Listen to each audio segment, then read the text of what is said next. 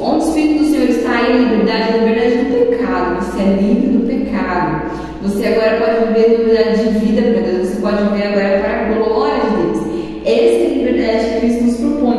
Então, tendo isso em mente, que a nossa liberdade é sobre a glória de Deus, sobre viver para Deus, sobre obedecer a Deus, aí vem o outro ponto do livro, que é o quê?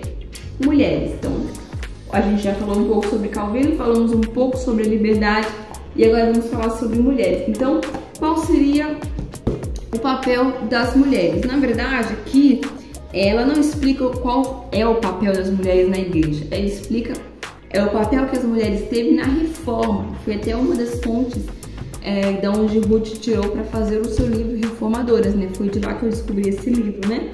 Então, aqui ela não conta apenas o papel das mulheres na igreja, ela fala o que de fato aconteceu. De fato, né, porque é a história que a gente está falando aqui, de fato as mulheres contribuíram dessa forma, né? Então aqui ela cita algumas mulheres que a gente já citou no livro de Reformadoras, né? Maria Dentieri, Catarina Zell, Margarida de Navarra, que é o que eu vou trazer ela aqui de novo. Enfim, cita algumas mulheres.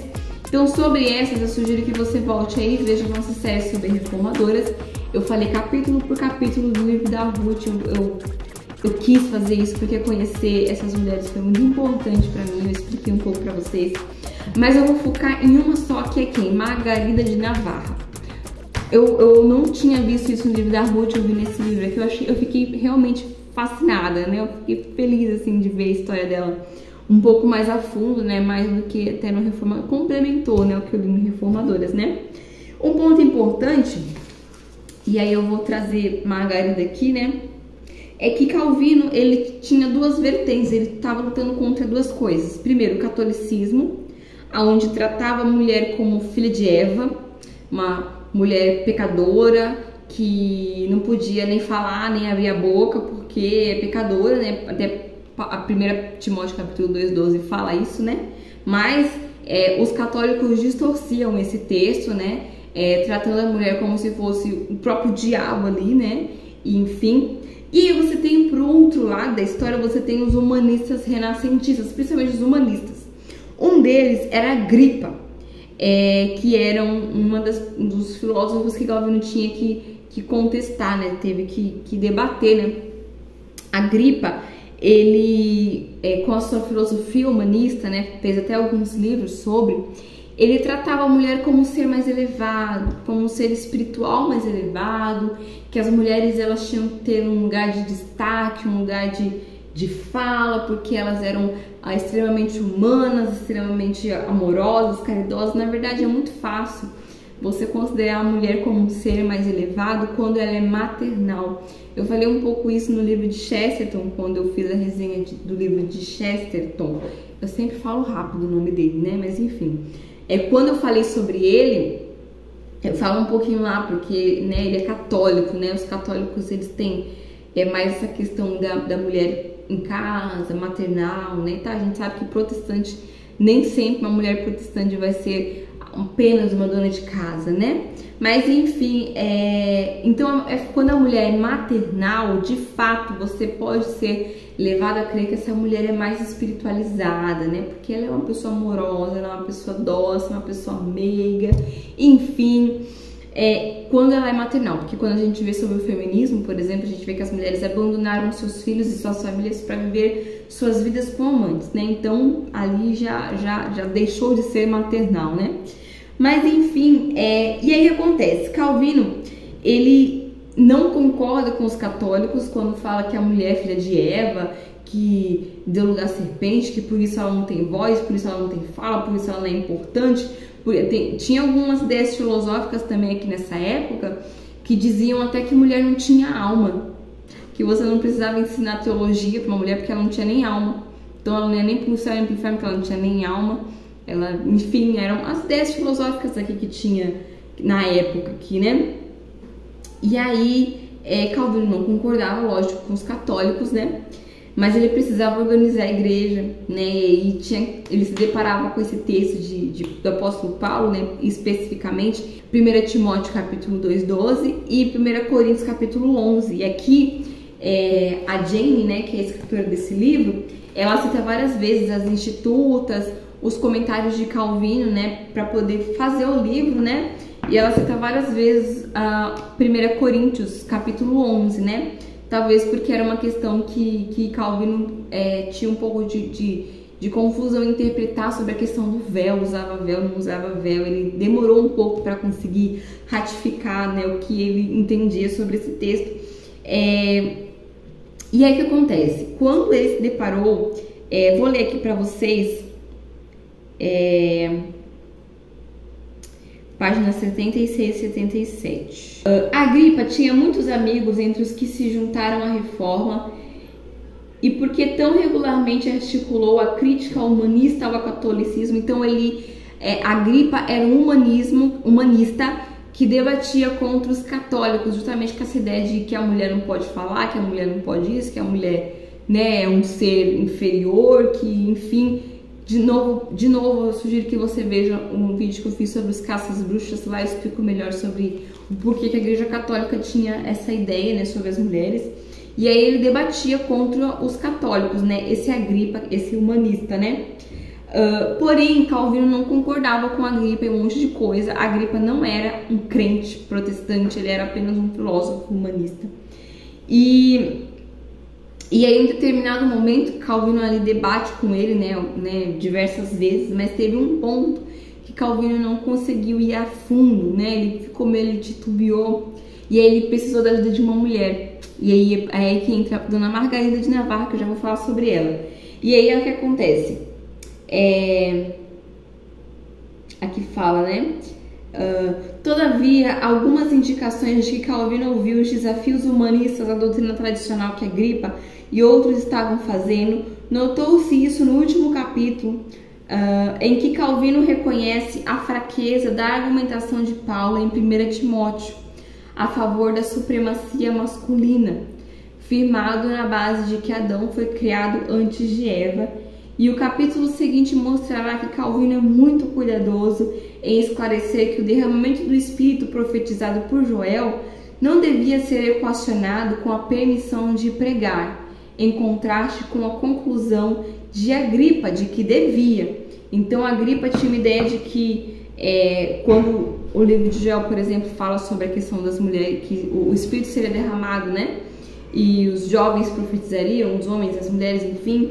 Agripa fala que essa profecia tem a ver com pregação e Calvino não concorda com isso, né? Mas ele tinha alguns momentos, ele se calou, né? Calvino se calou. Mas aí ele tem a ajuda de Dona Margarida de Navarra. Margarida de Navarra, né? Eu já falei sobre ela no vídeo, falando das rainhas, né? Das rainhas que contribuíram para a reforma. Ela era uma rainha, né? Política, né? Mas também era erudita, conhecia latim, grego, hebraico e adere às ideias da reforma, né? Ela também escrevia poemas, novelas, contos. Era uma mulher assim sensacional, com uma mente brilhante.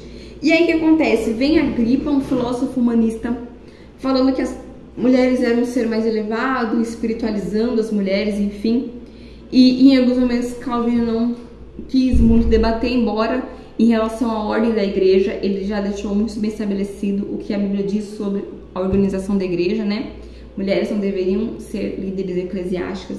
Mas aí entra a rainha Margarida falando que, olha, realmente as mulheres têm valor, realmente as mulheres valem, só que nós somos pecadoras também. Nós precisamos de um Salvador também. Nós precisamos de Jesus. Então você não pode dizer que nós somos um ser elevado, porque nós também somos pecadoras. E aí alguma parte aqui, vou ler para vocês, no capítulo 77, fala assim: os críticos literários modernos mostram-se muito mais impressionados com o estilo das novelas de Margarida do que com a sua poesia. E é especialmente nas novelas que encontramos expressões do seu ponto de vista menos tradicional, do papel das mulheres, né? Falando de Margarida, né? Telly, o comentador moderno, considera a posição de Margarida muito mais moderada do que de Agripa. E ela era uma mulher, olha só. Mais consciente das fraquezas de ambos os sexos. Então ela fala, olha, sim, o homem às vezes oprime as mulheres, os homens às vezes maltratam as mulheres, né? Porque é uma coisa que a Agripa falava bastante. Mas as mulheres também pecam. As mulheres também são pecadoras, então não é só o homem que é mau, porque a ideia feminista ela vem disso, né? O homem é mau, é o patriarcado opressor, né? Não é só o homem que é mau, as mulheres são más também, as mulheres precisam de Jesus também. Então é aqui que Dona Margarida de Navarra entra, debatendo com filósofos, eruditos, enfim, porque ela também era uma erudita, ela também era uma mulher, né? E inclusive no nosso bate-papo, lá no primeiro bate-papo do ano, eu falei que tem um livro que eu tô querendo comprar, que eu descobri que está em português, que eu não sabia que tinha em português, que é O Espelho da Alma Pecadora, de Margarida de Navarra, que eu quero muito ler, quero muito ver a teologia dela, que eu sei que vai ser muito profunda, porque ela foi pastoreada há um tempo por Calvino, né? Ela tinha um pastor que era protestante, que é o Lefebvre, e quando Calvino vai pro reino dela, né, de Navarra, ele passa acho que uns 2 anos ali, e ele pastoreia ela também, né? E as Institutas, né, dizem que as Institutas, primeiro volume, eu acho, foi escrito para Francisco I, que era irmão de Margarida, né? Então, eu acredito que a teologia de Margarida seja realmente muito profunda e é um ponto de vista feminino, né, que traz a ideia feminina da coisa, né? Como funciona o coração da mulher, que é diferente do homem, como funciona a piedade na mulher, que é diferente do homem, né? Nós fomos criadas para propósitos diferentes, então os nossos pecados serão diferentes, né? Então, por exemplo, se uma mulher rejeita, por exemplo, a maternidade, sendo que ela tem útero, ela que tem seios para amamentar, né? É lógico que isso vai ser um pecado diferente do homem que rejeita a maternidade, porque nem útero tem, então não faz sentido, não faz nem sentido isso, né? Então, óbvio que os pecados que uma mulher comete é diferente dos pecados que um homem comete, né? Eu aprendi que piedade masculina, ela faz com que o homem fale da palavra de Deus. Um homem que ele é piedoso, ele fala de Jesus, as palavras, né? Elas tem a ver com a sua piedade. Uma mulher que fala demais, ela pode ser tida como tagarela, fofoqueira, mexeriqueira. Então o que a Bíblia fala? A Bíblia fala que as mulheres elas devem ser mestras do bem, elas devem praticar boas obras. Então a mulher tem a ver muito mais com obras, com acolher os pobres, com ajudar os órfãos e as viúvas, com ser hospitaleira, com ser, talvez sim, falar uma palavra de sabedoria, mas ela fala menos, ouve mais, né?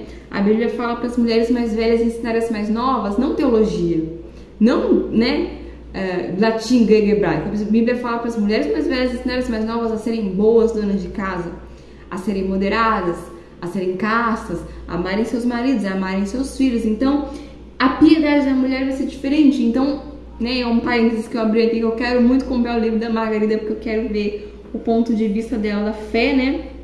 E ela foi ali, ó, parceira de Calvino durante um bom tempo na luta contra esses filósofos eruditos, enfim. E aí eu quis trazer aqui ela, né? Aqui fala de outras mulheres, mas eu quis trazer ela especificamente para mostrar a ajuda que as mulheres contribuíram ali, principalmente na época da Reforma. Então, não é porque nós não podemos exercer cargos eclesiásticos na igreja, isso porque não é porque Calvino disse, é porque a Bíblia diz. Tá, então já falei bastante aqui, tem vários vídeos aqui falando sobre isso, veja aí, que nós não podemos ser úteis, muito pelo contrário, tem muita coisa que nós podemos fazer, e inclusive eu tenho um monte de temas na minha cabeça, de vídeos que eu quero trazer aqui, baseado nesse livro aqui. Tem algumas mulheres que foram importantes no século XVIII, aí eu já falei sobre reformadoras, né, tem aqui, né, os avivamentos do século XVIII, né, da época das revoluções, quando começou o feminismo, né, que foi ali em 1848, revoluções americanas, inglesa, francesa, muitas coisas que aconteceram aqui, tiveram muitas mulheres que ajudaram, contribuíram também, justamente porque estava também começando ali o feminismo, então teve mulheres cristãs que debateram o feminismo logo no comecinho, logo no início. Então tem muita coisa que nós mulheres podemos contribuir e, na verdade, se nós entendemos para que nós fomos criadas, nós podemos de fato contribuir para o reino de Deus. Porque se a gente não entende qual é a vontade de Deus para nossa vida, ao invés de a gente servir o reino, a gente vai atrapalhar. A gente vai ser ali Herodias, querendo a cabeça do melhor, o maior profeta de Deus na bandeja, em prol dos nossos desejos, sabe? A gente vai ser ali tipo Jezabel. Jezabel era uma religiosa, você sabia?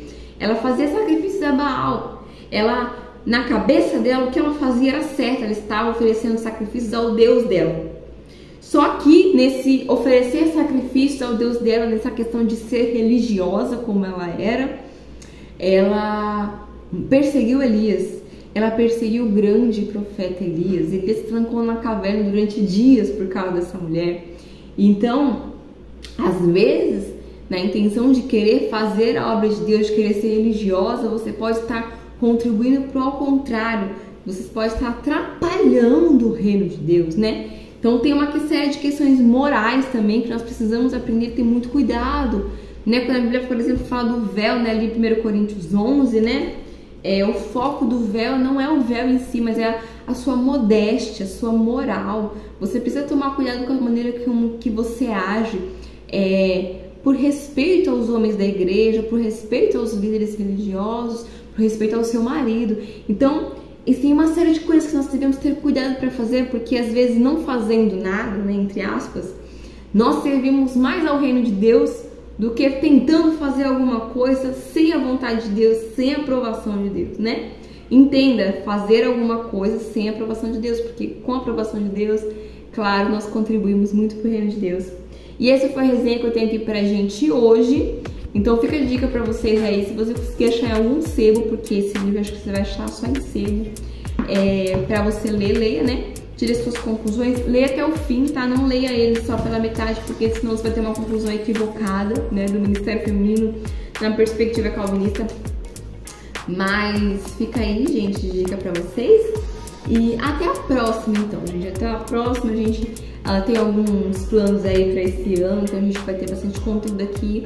Vou continuar postando apenas uma vez por semana, porque é o tempo que eu consigo, né, fazer, editar, porque eu trabalho fora, eu também não vivo só de internet.